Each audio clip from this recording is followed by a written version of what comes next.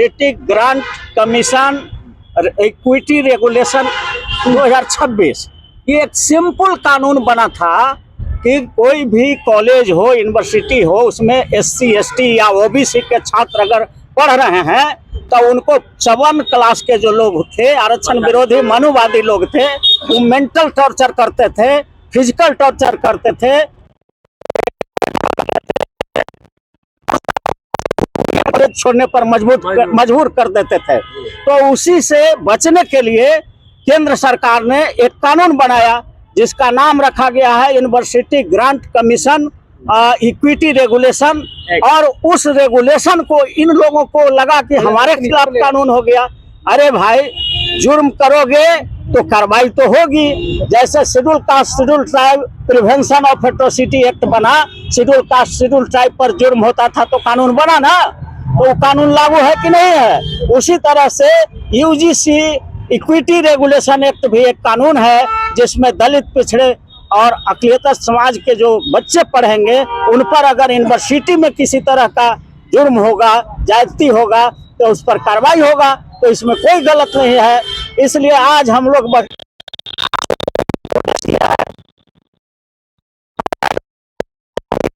लेकिन हम लोग ये कहना चाहते हैं कि ऐसा सैकड़ों बार ऐसा हुआ है कि सुप्रीम कोर्ट ने कुछ आदेश कर दिया और वो आदेश अगर देश के हित में नहीं है तो पार्लियामेंट को यह अधिकार है कि सुप्रीम कोर्ट के आदेश को कानून बना करके, अधिनियम बना करके उसको रद्द कर सकता है।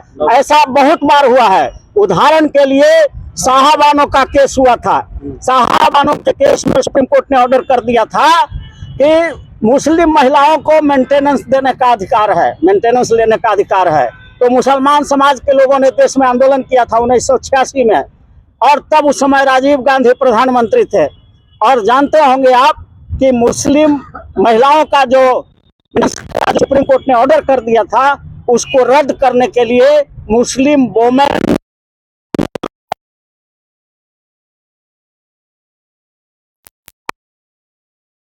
सूची में डाल दिया।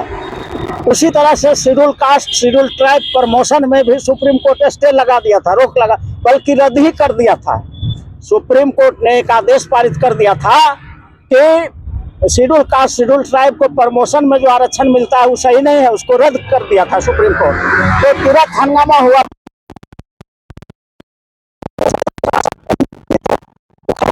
और खड़ा होकर के कहा कि नहीं, ये सही है, वो प्रमोशन में आरक्षण मिलना चाहिए। तो सुप्रीम कोर्ट के आदेश को रद्द करने के लिए पार्लियामेंट ने कानून बना दिया और सुप्रीम कोर्ट का उसको 9वीं सूची में डाल दिया।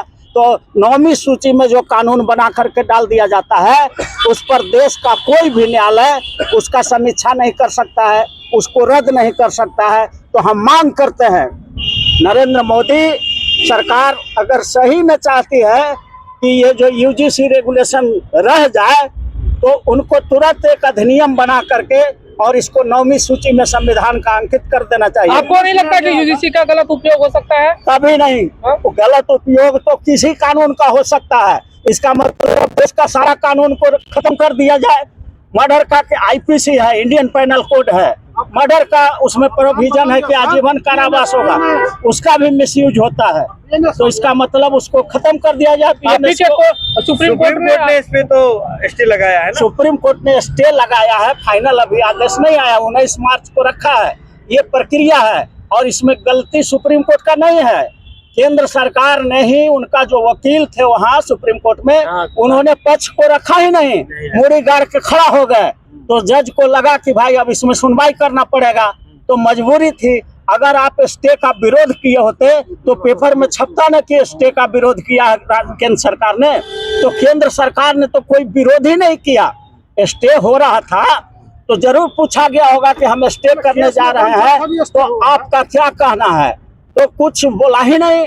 तो इसलिए हमको तो लगता है कि नरेंद्र मोदी जी का एक प्लानिंग था कि UGC कानून बना दो तो बैकवर्ड खुश हो जाएगा और उसको सुप्रीम कोर्ट से स्टे करा दो, पक्ष नहीं रखो बढ़िया से, तो फिर फॉरवर्डो खुश हो जाएगा।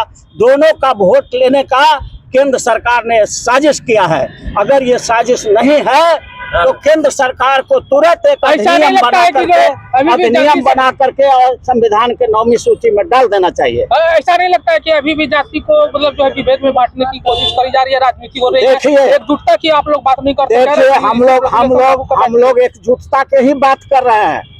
सांप का जहर का दवाई भी सांप के जहर से विष से ही बनता है। तो मनुवादी लोगों ने देश के बहुजनों को 6,743 जातियों में तोड़ के रखा है। ये तो बाबा साहब अम्बेडकर को हम लोग ये बाबा साहब अम्बेडकर का एहसान है कि उन्होंने 6,643 जातियों को भारत के संविधान, शेड्यूल ट्राइब, अति पिछड़ा, ओबीसी और माइनॉरिटी और एक जनरल क्लास, तो यही 6 है। अब जो भी जातीयता वाले लोग कहते हैं कि आप जातिवाद कर रहे हैं, तो 6,743 जातियों में तोड़ करके हम लोगों को रखा था, तो उसको बाबा साहब भीमराव अम्बेडकर ने भारत के संविधान में 6 कर दिया है। अब हम लोग चले हैं कि इन 6 को एक करें। ये पचबंधन बनाने की बात है और गरीबों की लड़ाई हम लोग लड़ने के लिए यहाँ पर मैदान में उतरे हैं।